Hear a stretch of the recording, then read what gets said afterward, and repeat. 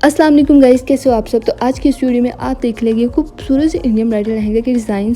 Indian और पाकिस्तानी लहंगे थोड़े मतलब सेम ही होते हैं, लेकिन इंडिया थोड़े ना हैवी होते हैं, इनका वर्क थोड़ा और टाइप का होता है। तो आप देख सकते हो खूबसूरत से लहंगे के डिज़ाइन, आप इनका मेकअप देख सकते हो, ज्वेलरी देख सकते हो। सो गाइस, ये हर कलर में है, लेकिन मोस्टली ब्राइडल तो एशियन ब्राइडल तो ब्राइडल लहंगा पहनती है अपनी बारात के दिन। एंड गाइस, आपको वीडियो अच्छी लगी है तो प्लीज़ चैनल को सब्सक्राइब कर दें और साथ में बेल आइकन का बटन प्रेस कर दें ताकि आपको आने वाली हर न्यू वीडियो का नोटिफिकेशन मिल सके। सो गाइस, वीडियो एंजॉय करें और देखिए, बहुत ही ज़्यादा खूबसूरत है ये लहंगे। जिस लड़की की शादी आ रही है, अगर वो वीडियो देख रही है तो उसके लिए बहुत ही ज़्यादा यूज़फुल होगी। एंड गाइस, हम मिलते हैं नेक्स्ट वीडियो में। Okay okay, bye.